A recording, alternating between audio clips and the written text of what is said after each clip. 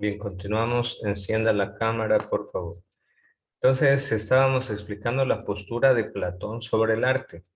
Recuerde, Platón tenía una concepción negativa del arte, pero para eso había una explicación. La explicación es de que en tiempos de Platón, la educación se la llevaba a cabo con los textos homéricos.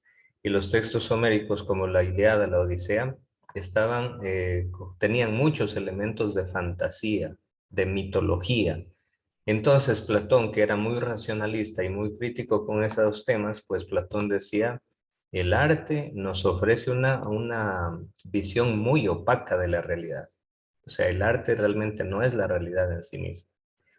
Entonces, por eso decía Platón que para el arte es preferible utilizar la filosofía para enseñar la esencia de la realidad, para enseñar el conocimiento, porque la filosofía te lleva a dudar, te lleva a hacer preguntas, te lleva a investigar, etcétera.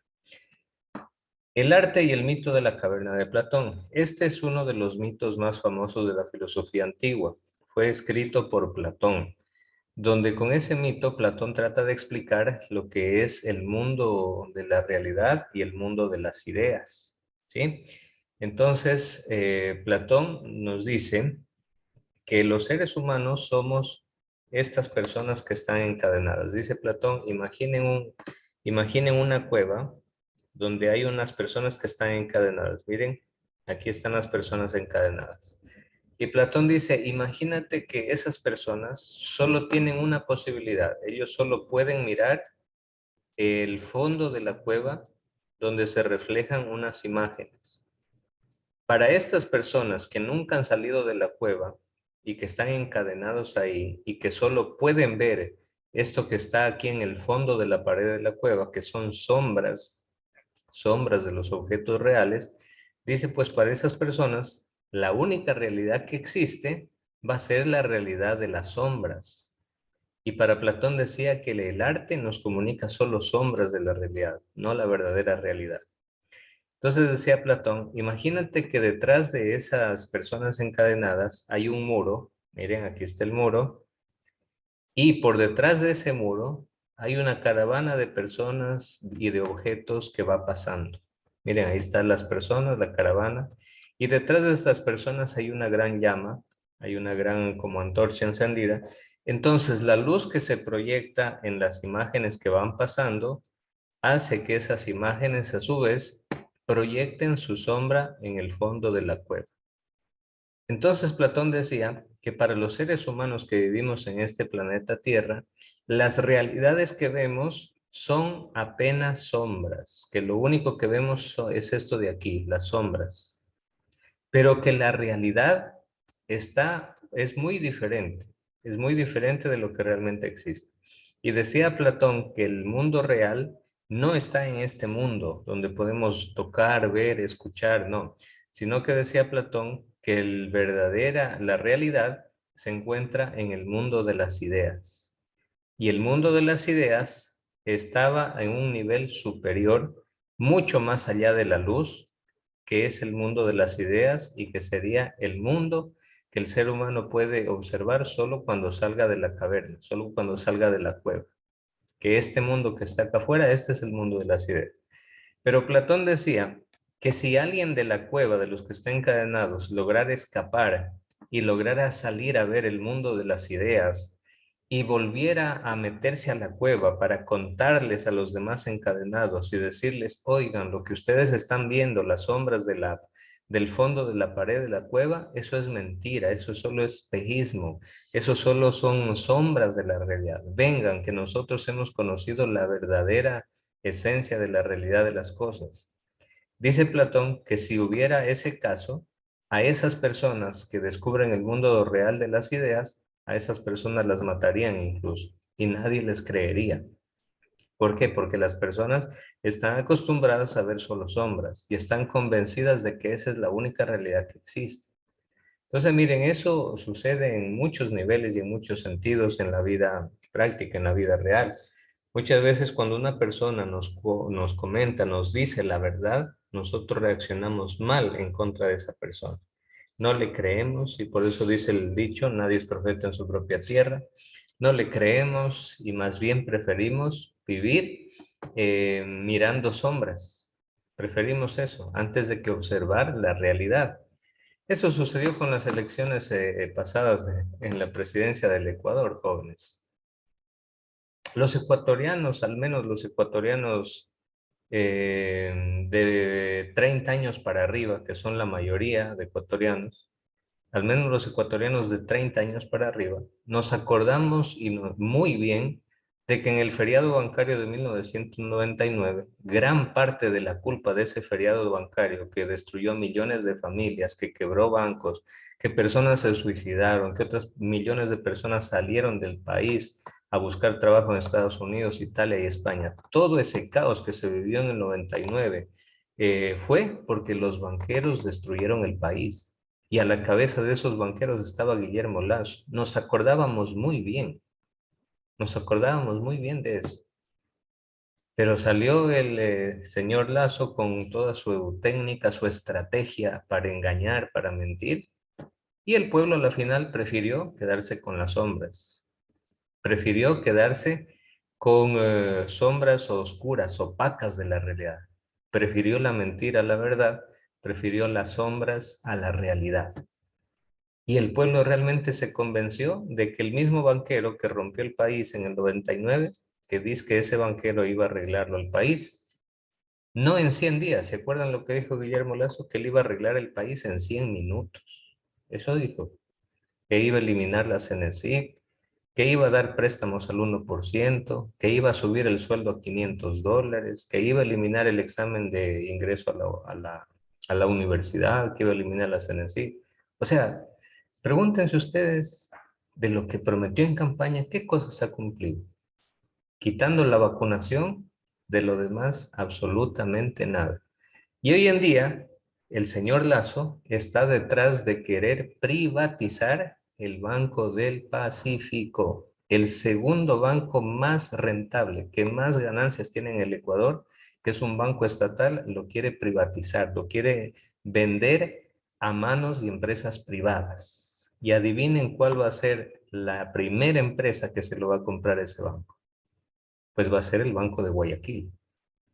Es el Banco de Guayaquil el que quiere absorberlo al Banco del Pacífico. O sea, Guillermo Lasso quiere, como presidente de la República, rematar el Banco del Pacífico, que es estatal, quiere rematarlo, y él mismo, con su Banco de Guayaquil, quiere comprarlo.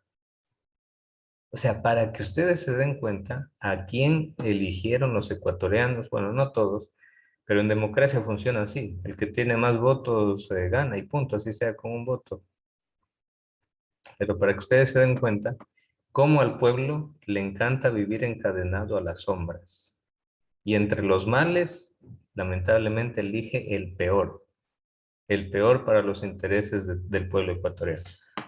Así que ahí estamos, con los precios de los combustibles que siguen subiendo, menos los sueldos, no suben los sueldos, con cada vez el país se endeuda más y más con el Fondo Monetario Internacional, con el Banco Mundial, con el Banco de Desarrollo, etcétera, pero no vemos ninguna obra.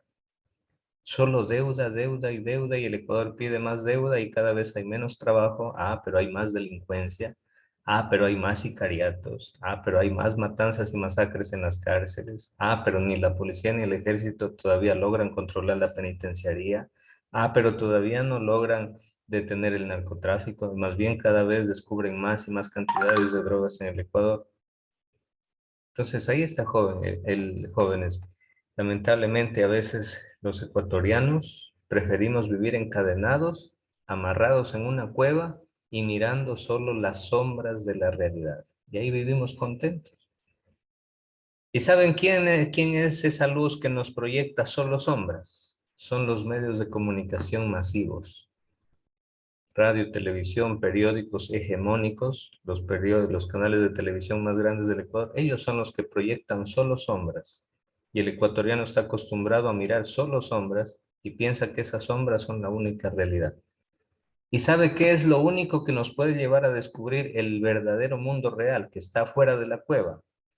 Lo único que nos puede llevar a salir de la cueva, romper las cadenas y por fin descubrir la verdad de las cosas, eso lo único que es el estudio, es la investigación, es la lectura. Pero si usted se queda solo con lo que le cuenta la televisión, olvídese, usted va a vivir encadenado en esa cueva toda la vida, pensando que esas sombras son la realidad. Así que jóvenes, a despertarse porque no todo lo que brilla es oro, a despertarse porque no todo lo que cuentan los medios de comunicación es cierto, a despertarse y a leer más, a investigar más para comprender la realidad de lo que pasa en el país. Muy bien, aparte de eso, acuérdense que Guillermo Lasso está detrás de privatizar la Corporación Nacional de Electricidad, con todas las hidroeléctricas, los parques eólicos, con todo lo que tiene que ver con la empresa eléctrica. Quiere privatizar todo eso. Eso es un crimen, eso es una cuchillada en la economía del Estado. Quizá ustedes no alcancen a entenderlo en su dimensión completa. ¿Por qué? Se los voy a tratar de explicar eh, de una manera sencilla. Cuando una empresa pertenece al Estado, los recursos y las ganancias que genera esa empresa le sirven al Estado, el 100% de esas ganancias le sirven al Estado ¿para qué? Para que dé mantenimiento a esa empresa y la haga crecer, y por otro lado, para que las ganancias ayuden al Estado a construir escuelas, colegios, universidades, carreteras, centros de salud, UPC, de unidades de policía comunitaria, etcétera, etcétera. Todas las obras que el Ecuador necesita. Eso cuando la empresa pertenece al Estado. Pero ¿qué es lo que pasa cuando la empresa estatal se la dan a manos privadas? Se la venden, les entra un cierto ingreso por la venta, pero ese es el único ingreso que van a recibir, porque de ahí en adelante, si cuando la venden, de ahí en adelante, todas las ganancias que produzca esa empresa, de eso no va a recibir ni un centavo el Ecuador. De esas ganancias no va a recibir ni un centavo para hacer ni centro de salud, ni hospitales, ni nada, sino que todas esas ganancias se las llevan los empresarios que compraron esa empresa nacional. Con lo cual el Ecuador perdiéndolo, termina perdiendo a la final totalmente. Y cuando hacen concesiones, la mayoría de esos acuerdos de concesiones, las autoridades que lamentablemente no son autoridades a favor de los intereses del Ecuador, firman contratos de concesiones que son realmente insultantes para el pueblo ecuatoriano. Contratos donde, por ejemplo, la empresa privada se lleva el 90% de las ganancias y al Ecuador solo le queda el 10%. O sea, esa tristeza de contratos firman las disque autoridades que tenemos para defender los intereses del país. Entonces, ese es el punto, jóvenes. Ese es el punto. Y bueno, como les decía, estamos llamados a salir de esta cueva, a ver más allá de lo que está sucediendo. Porque si esta cuestión continúa con las privatizaciones, con los precios de los combustibles por las nubes y tanta cosa, ya estamos viendo millones de ecuatorianos salir del país a buscar trabajo en otro lado, porque en el Ecuador se reduce completamente las oportunidades de trabajo y las esperanzas de progresar trabajando dentro del Ecuador. Bien, jóvenes, continuamos un poquito más. Bueno, entonces esa era la concepción del arte para Platón. Ahora vamos a ver lo que nos dice Aristóteles. Anthony Guzmán, lea por favor qué decía Aristóteles sobre el arte.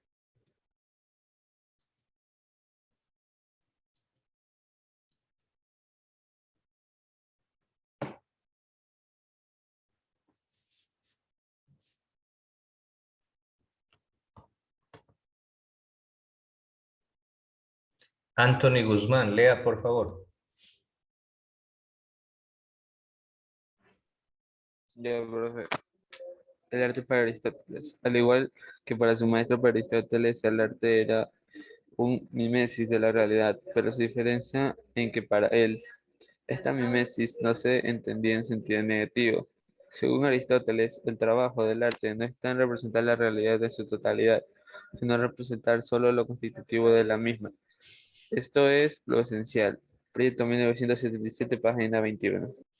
Muy bien, entonces Aristóteles decía que si bien el arte es una mímesis, mímesis significa una imitación de la realidad. Pero Aristóteles entendía el arte, que el arte no está en realidad llamado a presentar la totalidad de la realidad, no, sino que el arte está llamado solo a representar lo esencial de la realidad. Y por tanto, pues en ese caso Aristóteles ya lo ve como algo positivo al arte, porque nos permite representar lo esencial, es decir, lo más importante de la realidad. Entonces pensemos esto, miren, el arte crea reflexión. Miren esta obra de arte, miren esta escultura, que si yo les pregunto a cada uno, ¿qué entiende usted por esta escultura? ¿Qué ve en esa obra de arte? ¿Qué entiende? ¿Qué mensaje le proyecta? Estoy seguro que cada uno va a dar su reflexión, va a dar su mensaje sobre esta escultura. ¿Sí?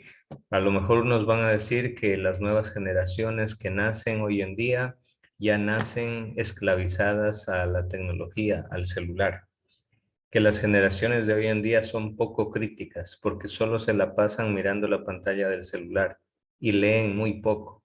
Entonces, bueno, el arte crea reflexión.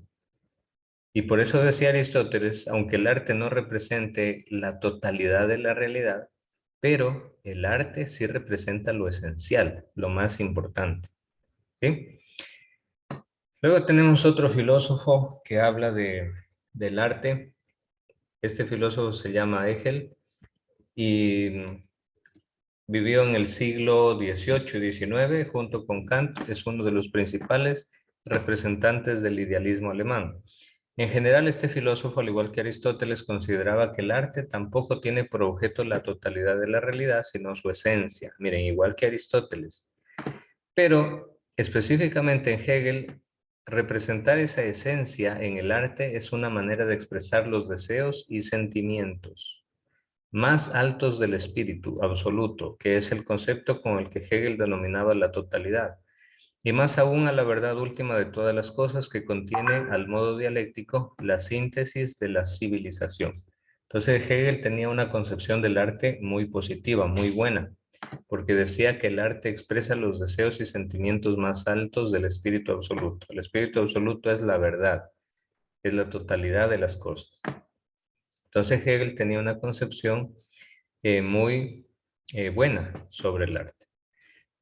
Ok, bueno, ahí vamos a terminar porque ya se nos acabó el tiempo.